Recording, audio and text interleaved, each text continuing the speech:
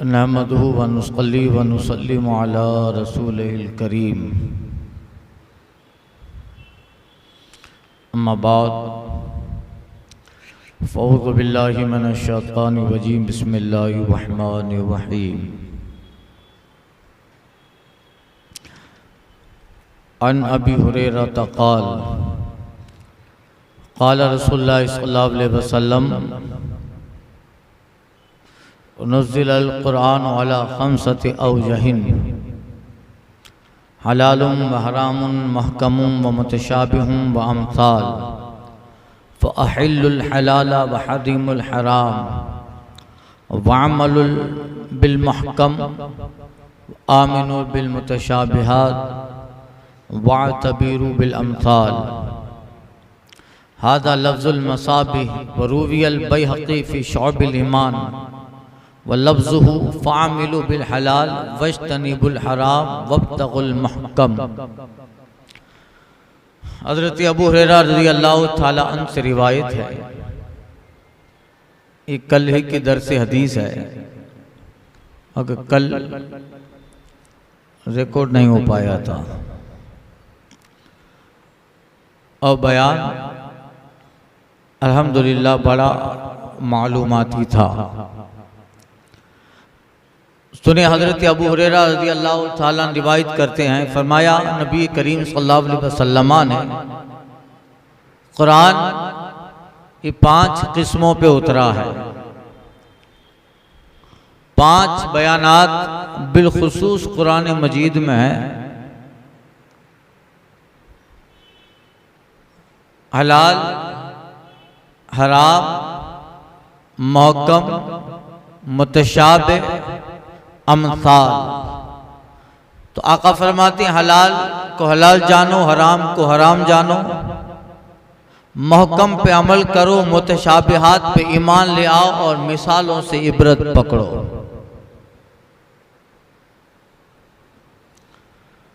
यानी कुरान मजीद में 5 चैप्टर बिलखुसूस हैं। एक जो चीजें अल्लाह ताला ने हलाल की हैं, जैसे हुर्रिमा उहिल्ला लकुम तय्यबात, तुम्हारे लिए सुथरी चीजें रब ने हलाल कर दी। अत-तय्यबात।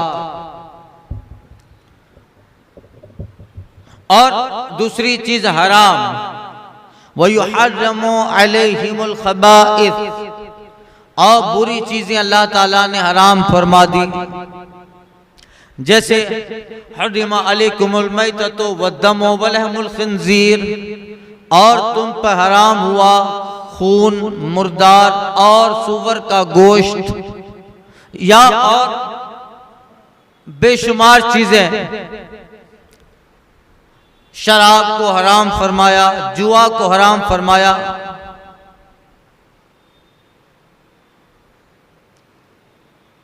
इस तरह अल खम्र वल मैसर किलाहुमा इस्म, जुआ और शराब ये दोनों गुनाह है, शयातीन के काम से है, तो उनसे बचो। तो हराम का जिक्र हुआ, हलाल का जिक्र हुआ। तीसरी चीज जो कुरान में है, आका फरमाते आयात मुहक्कम है, फ़अमिलू बिल महकम, तो महकमात पे अमल करो। यानी वो आयत जो काबिल नस्ख हैं, कभी वो आयत मनसूख नहीं हो सकती, या जिनका बयान बिल्कुल वाज़ेह है, खुली आयतें हैं। जैसे अकीमुस्सलाह, नमाज पढ़ो, वातुज़ ज़कात, ज़कात दो, फज्तनिबू मिनल कबाइर, गुनाह कबाइर से बचो। अल खम्र वल मैसर किलाहुमा, शराब और जुआ ये दोनों गुनाह के काम है। ये जाहिरी आयत है जिसका तर्जमा ही उस आयत की मुराद को जाहिर करता है। तो फरमाया 5 चीजें हैं, हलाल हराम मौक और मुतशाबिहात। एक आयत मुतशाबिहात हैं जिसका माना अल्लाह उसके रसूल के सिवा कोई नहीं जानता।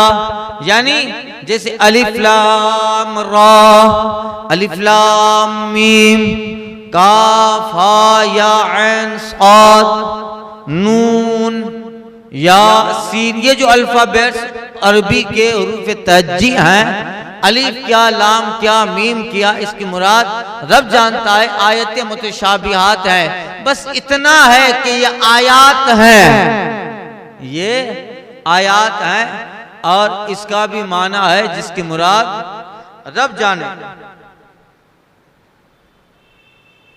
या आयत मुतशाबिहात जिनकी मुराद और जिनका मंशा रब जानता है। तो आका फरमाते हैं हलाल को हराम जानो, हराम को हराम जानो, हलाल को हलाल जानो, हराम को हराम जानो, मौकम पे अमल करो, मुतशाबिहात पे ईमान ले आओ। अलिफ लाम मीम आयत मुतशाबिहात है, बस इसका माना कुछ भी हो, हम ईमान ले आए कि ये आयत कुरान है। ये वा तबीरू बिल अमसाल, और मिसालों से नसीहत पकड़ो। अगली उम्मत अगली कौमों की मिसालें हैं कुरान मजीद में। कौम नूह, कौम लूत, असहाब ऐका, असहाब मदियन और दीगर अंबियाए किराम की कौमें जिन्होंने अल्लाह तबारक व तआला की नाफरमानी की तो अल्लाह के गजब के शिकार हो गए, खुदा के गजब की लपेट में आ गए। और उन्हीं के वाक़ियात को दोहरा कर कुरान में रिपीट किया गया कि उन कौमों पे अजाब क्यों आया, उनके गुनाह बताए गए, उनकी नाफरमानियां बताई गई और बताया गया कि ये मिसालें हैं अगली कौमों की। फातबिरू, तो ऐ अहले अक्ल, ऐ लोगों दुनिया के, इन मिसालों से इबरत पकड़ो। वो माजी की तारीखें मत दोहराना, माजी के गुनाह मत दोहराना, वरना माजी की उम्मतों में जो हलाकतें आई यकीनन वो हलाकतें तुम पर भी आ सकती हैं। अब 5 चीजें कुरान में अल्लाह ने बिलखुसूस जिक्र की हैं, हलाल, हराम, आयत मौकम, आयत मुतशाबे और मिसाल।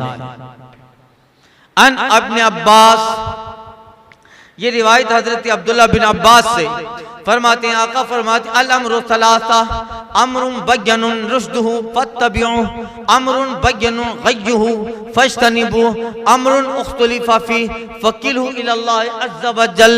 हजरत अब्दुल्ला बिन अब्बास कहते हैं, आका फरमाते हैं मामला चीजें 3 तरह की होती हैं।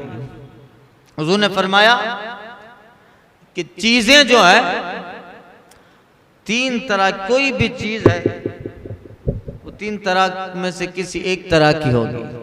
आका फरमा अल अम्रु सलास, चीजें 3 तरह की होती हैं। एक वो अमरुन बय्यनुन रुश्दुहु, एक वो चीज जिसका हिदायत होना जाहिर है, जिसका हिदायत होना जाहिर है। एक वो चीज जिसका गुमराही होना जाहिर है। तीसरी वो चीज जिसमें इख्तिलाफ है उसे अल्लाह के हवाले कर। मतलब यानी अहकाम शरिया जो है, शरीयत के जो अहकाम है 3 तरह के हैं, 3 तरह के शरीयत के अहकाम है।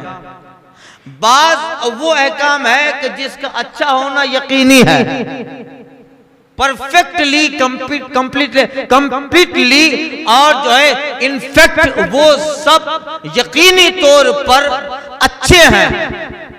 तो एक कुरान अहकाम शरीयत में बाज अहकाम वो है कि जिसका हिदायत होना, अच्छा होना, बेहतर होना और फायदेमंद होना जाहिर है, जैसे नमाज, रोजा, ज़कात, खैरात, सदक़ात, नवाफिल, खैरात और तहज्जुद, अवाबीन, इशराक, दुरूद मुक़द्दस, ये सारी चीजें जिसमें कोई शक है 100% इनका अच्छा होना यकीनी है। दुनिया का कोई आदमी है जो नमाज के अच्छा होने से इनकार करता हो, माअज़ल्लाह। तो अहकाम शरा 3 तरह के हैं। एक को जिसका अच्छा होना जाहिर है, हिदायत होना जाहिर है कि नमाज हिदायत, रोजा हिदायत, सदक़ात और खैरात हिदायत है। दूसरा मामला वो जिसका गुमराही होना जाहिर है, यानी कि वो बिल्कुल जग जाहिर है कि ये गुमराही है, जैसे अहले किताब के मेलों में जाना, मुशरिकीन के जुलूस में शिरकत करना, उनसे मेल जोल रखना और जो है सूद है, शराब है, जुआ है, माँ बाप की नाफरमानी है, बुराई है, गंदगी में पड़े रहना है। ये वो चीजें हैं कि जिसका बुरा होना जग जाहिर है। कोई आदमी है जो शराब के बुरा होने का इनकार करता हो? अरे जिनके मजहब में शराब हलाल है वो भी बुरा समझते हैं। दुनिया में सिर्फ इस्लाम ऐसा मजहब है जिसने शराब को हराम किया है, और जुआ जिसने हराम किया, और सूद जिसने हराम किया। बाकी दुनिया के किसी भी मजहब में, न उनकी मजहबी किताबों में शराब की हुर्मत है, न जुए की हुर्मत है, न सूद की हुर्मत है। बकाए इंसानी के फायदे के लिए वाहिद वो किताब कुरान है जिसमें इंसानों की फायदे के लिए अल्लाह ने ये चीजें भी हराम करा। बाकी सारे ग्रंथ पढ़ डालो, अरे दूसरे लोगों की मजहब की बुनियाद ही शराब पर है, जुए पर है। बुनियाद ही शराब और जुए पर है। और कुछ वो हैं कि जिनके मजहब में ये चीज से रोका गया था, मगर फिर बाद वालों ने उस चीज को हलाल कर दिया। जैसे यहूदी हैं, ईसाई हैं, ये लोग शराब पिए तो अब उसको बुरा नहीं समझते, आदी बन गए। क्या हो गया? आदी बन गए। एक वाहिद इस्लाम है जिसने हर गंदगी से अपने मुसलमान, अल्लाह ने अपने बंदों को बचाया है। जहां खतरा है, थोड़ा सा भी शक हो, खतरा हो, फौरन अल्लाह ताला की तरफ से हुक्म है यहां मत जाओ। तो एक वो है दूसरा मामला जिसका बुरा होना जाहिर है। तीसरा वो मामला है जो इख्तलाफ वाला है कि जिसके अच्छे होने पर भी दलीलें हैं, जिसके बुरे होने पर भी दलीलें हैं। तो बंदा क्या करे?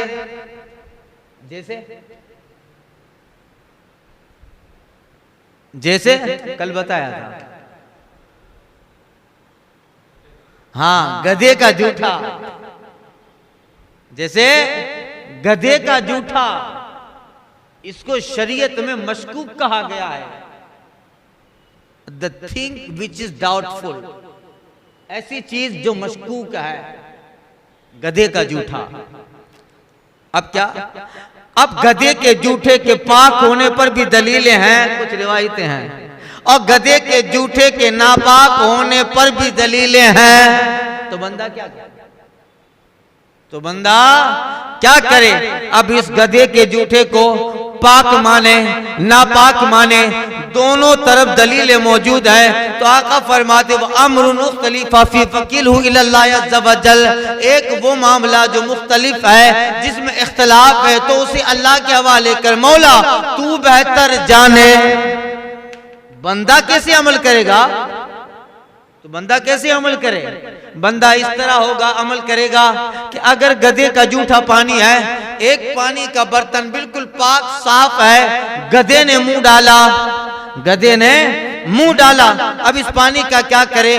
तो फुक़हा फरमाते हैं, उलमा फरमाते हैं, इस पानी के अलावा अगर दूसरा पानी मौजूद है तो इसका इस्तेमाल करना नाजायज है। मगर दूसरा पानी है ही नहीं, एक ही पानी है जिसमें गधे ने मुंह डाला है, तो ये जायज हो गया, ये जायज हो गया। समझे भाई? घर में अच्छा खासा पानी पड़ा है तो क्यों गधे के जूठे वाले पानी से वजू करोगे? तो इस पानी से वजू करना नाजायज वजू ना होगा। मगर कभी ऐसी सिचुएशन आ गई, ऐसा वक्त आ गया कि वहां जो है कोई दिगर पानी मौजूद ही नहीं है, तो क्या करे? तो फुक़हा फरमाते हैं उस वक्त उसके लिए ये पानी जायज है, इससे वुदू भी कर सकता है, गुस्ल भी कर सकता है, और परेशान हो तो इसको पी कर प्यास भी बुझा डाले। ये है जो वो मामला जिसको अल्लाह तबारक व तआला ने जिसमें जो है शक हो, तो अल्लाह ताला की तरफ से बंदे को उसमें इजाजत मिलती है। तो क्या ये अमरुन मुख्तलिफ फीही, एक वो मामला जिसमें इख्तिलाफ है, तो फिर उससे बचो, किलहु इलल्लाह अज़्ज़ व जल, तो फिर वो मामला अल्लाह ताला के हवाले कर दे। बस ए अल्लाह तू जाने। हम ईमान ले आए, इतना पता है कि मशकूक है, क्योंकि गधे के जूठे के पाक होने पर, जैसे बकरी का जूठा पाक है ना, हलाल जानवरों का जूठा पाक है, मसला पता है ना आपको, तो पता हो कुत्ता है, इन सब का नजीस जानवर है, बल्कि अगर कुत्ता और सुअर किसी बर्तन में मुंह डाल दे तो फरमाया फक्सिलहु सबअ मर्रात, तो उस बर्तन को 7 मर्तबा धोया जाए, वस्सामिनम बित्तौराब, और 7वीं मर्तबा उस बर्तन को मिट्टी से मांझा जाए, मांझा जाए। कुत्ता सुअर किसी बर्तन में मुंह डाल दे, फक्सिलहु सबअ मर्रात, 7 मर्तबा बर्तन को दो, 6 मर्तबा पानी से दो और 7वीं मर्तबा मिट्टी से मांझो, वसामिनम बित्तौराब, और 7वीं मर्तबा मिट्टी से मांझो, तो वो बर्तन पाक हो। मगर वहीं उस बर्तन में अगर बकरी मुंह डाल दे, भेड़ मुंह डाल दे, तो फिर उसको 1 मर्तबा धो लो, पाक हो जाए। इसलिए इनका जूठा पाक है।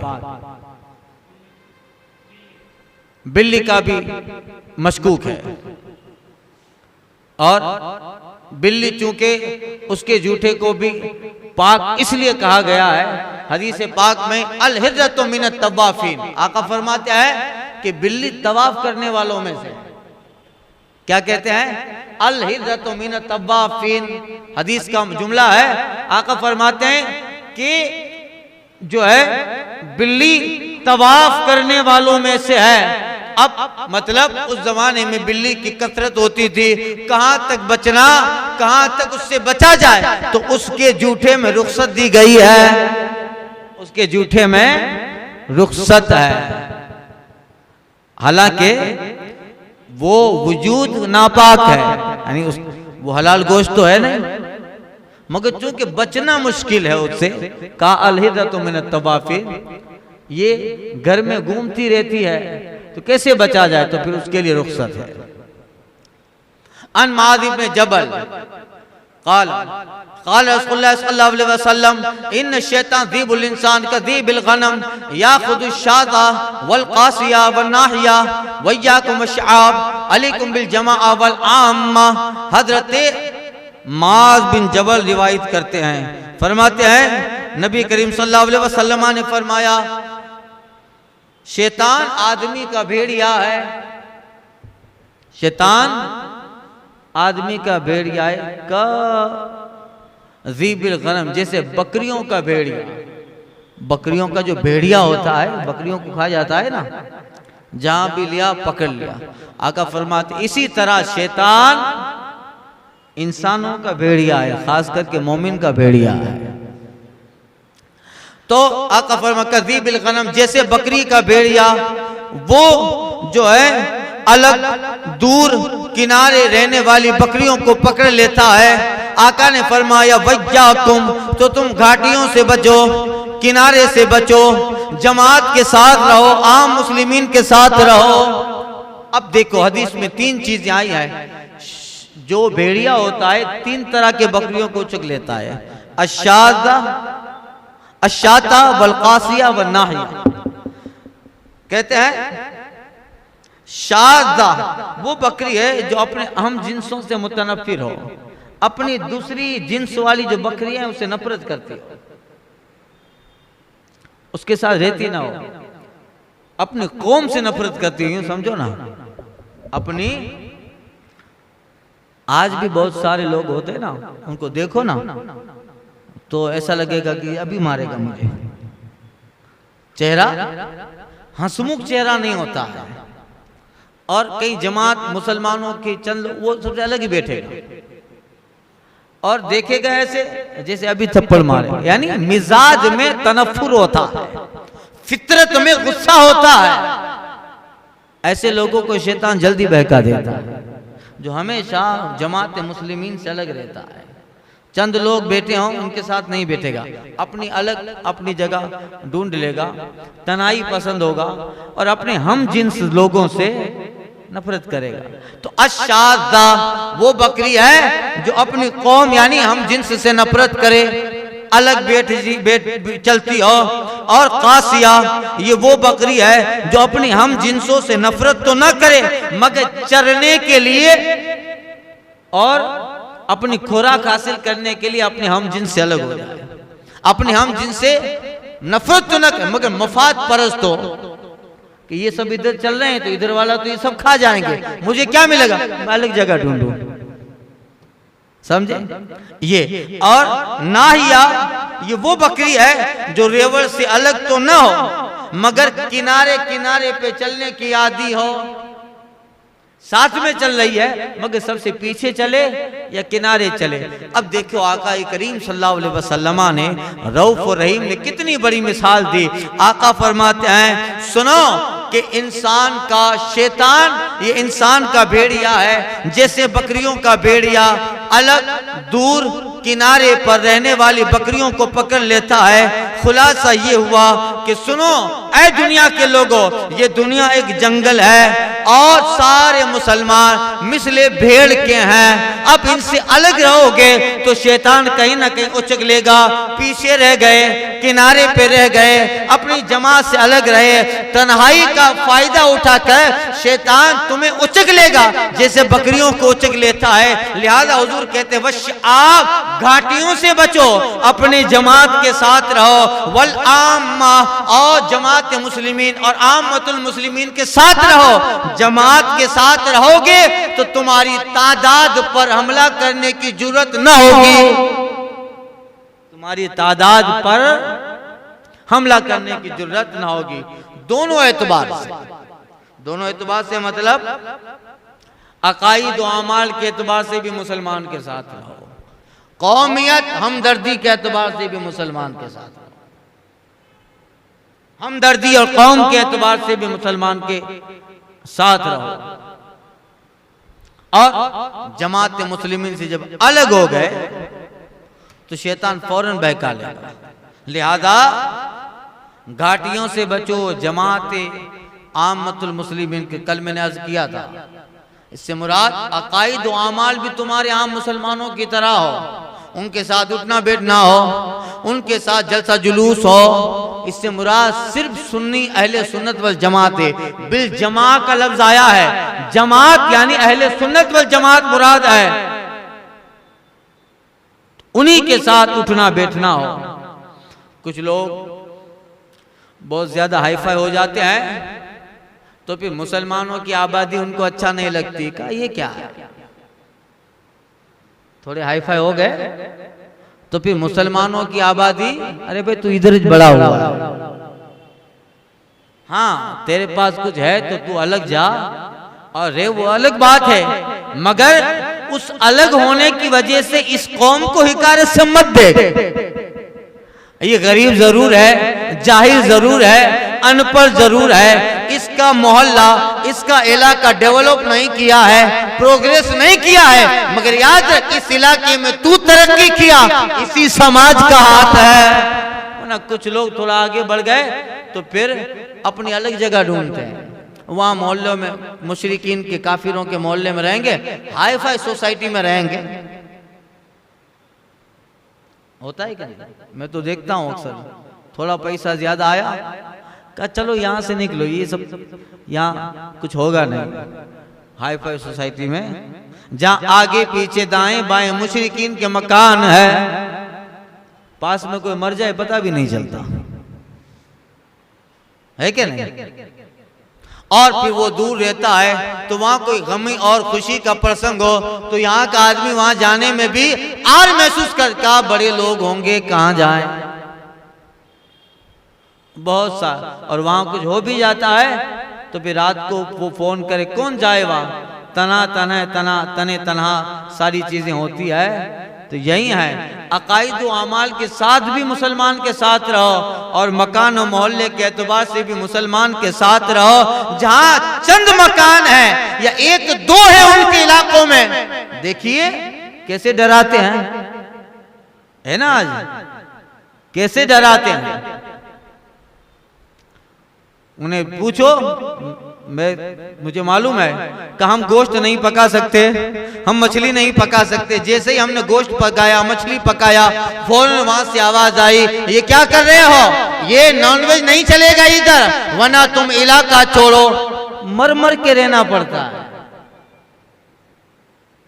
है क्या नहीं? कुछ लोग हैं मेरे कांटेक्ट में भी हैं, कहा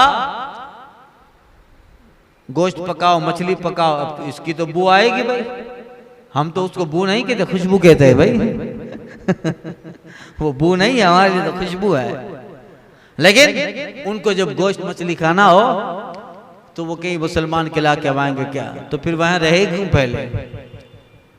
यही है, ये सारी चीजें है कि नहीं? अब इसीलिए फरमाया अलैकुम बिल जमा वल आम्मा, जमात यानी अकीदा और अमल के एतबार से अहले सुन्नत वल जमात के साथ रहो, वल आम्मा और आम्मतुल मुस्लिमीन के साथ रहो। लोकेशन के एतबार से जहां तुम्हारी जमात होगी वहां तुम्हारा इत्तेहाद मजबूत होगा। तुम चंद लोग मिलकर एक जबरदस्त इमारत हो, बड़े से बड़े लोग आकर भी उस इमारत को हिलहिला नहीं सकते हैं, इसलिए कि तुम्हारा इत्तेहाद और तुम्हारे आपस का जो कुर्ब है वो बड़े बड़े लोगों को रोंद कर तुम्हें आसानी और आराइश अता करता जाए। अकेले होते हैं तो फिर आज मॉब लिंचिंग के वाकयात कहाँ हुए? चंद दहशतगर्द लोग मुसलमान को पकड़ कर मार रहे हैं, कहाँ? वहीं हुए जहां आसपास में सब गैर हैं, चंद मुसलमान हैं। कभी हमारे द्वारा पता चले है क्या नहीं? हमारे यहां तो कुछ लड़के ऐसे ही भगा देते हैं, हिम्मत नहीं करते कोई। यहां शायद हिम्मत कर ले। अल्हम्दुलिल्लाह हमारे इलाकों में कुछ भी हो, थोड़े दो बात मर्तबा तो सोचेगा जावे कि नहीं जावे। तो ये है आम्मतुल मुस्लिमीन के साथ रहो। और यही पैगाम कुरान और पैगाम हदीस है।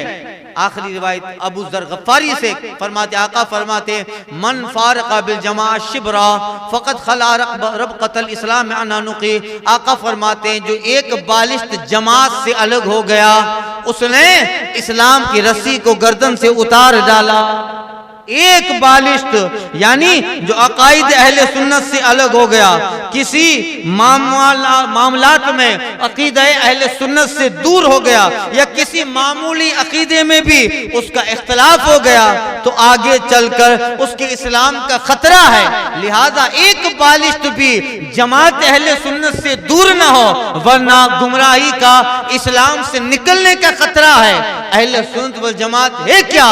ये रसूलुल्लाह की मोहब्बत की रस्सी है। जो वहां से हट गया उसने हुजूर की मोहब्बत की रस्सी अपने गले से उतार डाली। सुनो, बकरी वही महफूज रहती है जिसके गले में मीख बंधी हो। बकरी वही महफूज है और बकरी समझे कि ये निकाल के चली जाओ। मालिक की आजादी, हकीकत में बकरी की मौत है। कहां भेड़िया उचक ले जाए, अभी भेड़िया उचक ले जाएगा। यही है मालिक की कैद से आजाद होना, असल में बकरी की हिलाकत है। तो सुनो, मुसलमानों की जमाअत यानी नबी करीम सल्लल्लाहु अलैहि वसल्लम की वो रस्सी है जिस पे हर सुन्नी बंधा है, और ये बंधन ही हकीकत में आजादी है। ये बंधन ही हकीकत में आजादी है। और जो इस बंधन से अपने को आजाद करेगा वो या तो जमात इस्लामी यानी अहले कुरान में हो गया, या जो है गैर मुक़ल्लिदीन, या जो है मौदूदी, या तरह तरह के फिरके, वाबी, दया बना, रवाफिद, खारजी, यानी जिसने अपने गर्दन से हुजूर की मोहब्बत की रस्सी, अहले सुन्नत वल जमात की रस्सी को उतार डाला, चारों तरफ शयातीन कोई उचक लेगा। तो अहले कुरान, जमाते अहले कुरान के ताल्लुक से पीछे हदीस गुजर चुकी कि किस तरह अब्दुल्ला चकरालवी करके जो इंसान था उसने जमात की बुनियाद रखी। तो यही है आका करीम सल्लल्लाहु अलैहि वसल्लम की मोहब्बत की रस्सी से जब तक बंधा है अहले सुन्नत वल जमात से सुन्नी बंधा हुआ है। थोड़ी देर के लिए अगर ये पट्टा उतर गया तो चारों तरफ लोग घूम रहे हैं।